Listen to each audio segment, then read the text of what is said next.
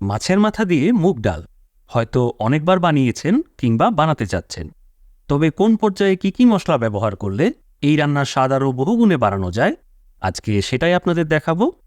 চলুন দেরি না করে রান্নাটা শুরু করা যাক। প্রথমেই মুগ ডালগুলোকে একটু ভেজে নিতে হবে।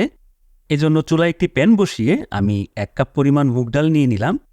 এবার মিডিয়াম আঁচে ডালগুলোকে কিছুক্ষণ এভাবেই ভেজে নিতে হবে। এতে করে মুগ ডালের একটা কাঁচা স্মেল থাকে, সেটা একেবারেই চলে যাবে।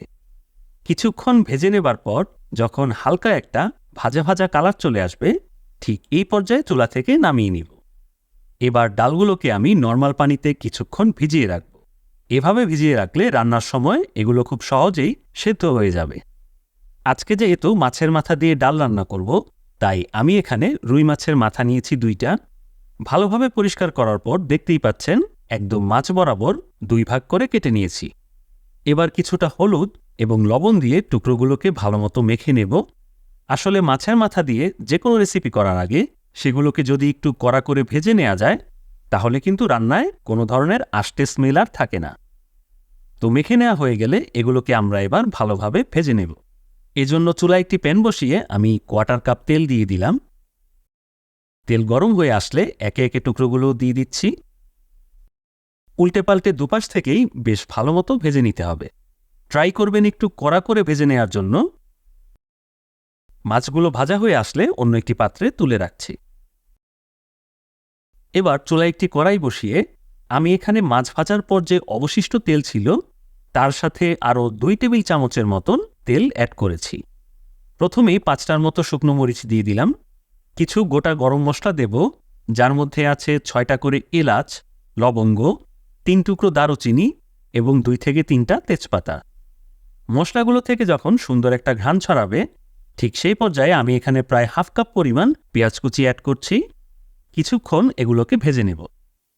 পেঁয়াজগুলো যখন এরকম একটু ব্রাউন হয়ে আসা শুরু করবে, তখন আমি এখানে অ্যাড করছি 2 টেবিল চামচের মতো আদা রসুন বাটা।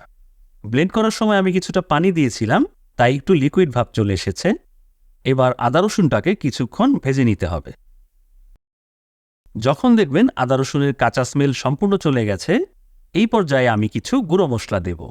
তো মশলাগুলো যাতে পুড়ে না যায়, এজন্য আগে কিছুটা পানি অ্যাড করলাম। একে একে দেব প্রায় 1 চা চামচ মরিচ গুঁড়ো, 1 চা চামচ হলুদ গুঁড়ো এবং 1 চা চামচ ধনে গুঁড়ো, আর সবশেষে দিচ্ছি স্বাদমতো কিছুটা লবণ। মরিচ এবং লবণ দেওয়ার সময় অবশ্যই আপনাদের স্বাদ অনুযায়ী বাড়িয়ে বা কমিয়ে দিবেন। সবগুলো মশলা অ্যাড করার পর আরও কিছুক্ষণ কষিয়ে নিব। যখন দেখবেন মশলা থেকে তেল আলাদা হয়ে এরকম ভেসে উঠেছে, এই পর্যায়ে দিয়ে দিচ্ছি কিউব করে কাটা 2টা টমেটো। আপনারা চাইলে এটা নাও দিতে পারেন, তবে টমেটো দিলে মশলার টেস্ট কিন্তু আরেকটু বেটার হয়। কিছুক্ষণ কষিয়ে নেবার পর দেখতেই পাচ্ছেন টমেটোগুলো বেশ নরম হয়ে এসেছে, তবে একেবারে কিন্তু গলে যায়নি। এবার এখানে আমি ভিজিয়ে রাখা ডালগুলো দিয়ে দিচ্ছি। অবশ্যই ডাল অ্যাড করার আগে ভালোভাবে পানি ঝরিয়ে নেবেন। আবারও 2 থেকে 3 মিনিটের মতো সবকিছু কষিয়ে নিতে হবে। এতে করে ডালের ভেতর মশলাগুলো খুব সহজেই ঢুকে যাবে। অবশ্যই একটু নাড়িয়ে নাড়িয়ে দিবেন, তা না হয় রান্নাটা কড়াইয়ের গায়ে লেগে যেতে পারে। কষানো হয়ে গেলে আমি এখানে পরিমাণ মতো বেশ কিছুটা পানি অ্যাড করছি। সবকিছু একসাথে ভালোমতো মিশিয়ে দিলাম। এবার একে একে ভেজে রাখা মাছগুলো দিয়ে দিব।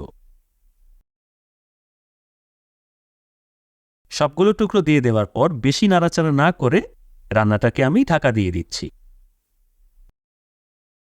কিছুক্ষণ রান্না করে নেবার পর যখন দেখবেন ঝোলটা এরকম ফুটে উঠতে শুরু করেছে, এই পর্যায়ে আমরা দিয়ে দিব 1 চা চামচ গরম মশলার গুঁড়ো এবং 1 চা চামচ ভাজা জিরে গুঁড়ো। অবশ্যই এই 2টা জিনিস অ্যাড করবেন, এতে করে কিন্তু আপনার রান্নার স্বাদ বহুগুণে বেড়ে যাবে। মশলাগুলো মিশিয়ে নেওয়া হয়ে গেলে আমি আবারও রান্নাটাকে ঢাকা দিয়ে দেব। ফিরে এলাম প্রায় 15 মিনিট পর। দেখতেই পাচ্ছেন রান্নাটা মোটামুটি কমপ্লিট।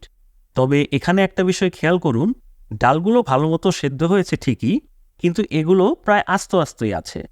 অনেকেই বেশিক্ষণ রান্না করে ডালগুলোকে গলিয়ে ফেলেন, এতে করে কিন্তু রান্নার আসল টেস্ট কখনোই পাওয়া যায় না। তাই রান্নার সময় অবশ্যই এই টিপসটা মাথায় রাখবেন। তো বন্ধুরা, তৈরি হয়ে গেল অত্যন্ত জনপ্রিয় এবং সুস্বাদু মাছের মাথা দিয়ে মুগ ডাল। গরম ভাত কিংবা পরোটার সাথে এটা খেতে এতটাই টেস্টি হয় যে সত্যি আমার বলার বাইরে। অবশ্যই বাসায় ট্রাই করে দেখুন এবং কেমন লাগলো তা কমেন্ট করে জানাতে ভুলবেন না। এরকম অসাধারণ সুস্বাদু সব রেসিপি পেতে অবশ্যই চ্যানেলটিকে সাবস্ক্রাইব করুন এবং আমাদের আরও মজার মজার রান্নার ভিডিওগুলো ঘুরে আসুন। ভালো থাকবেন সবাই। Happy cooking.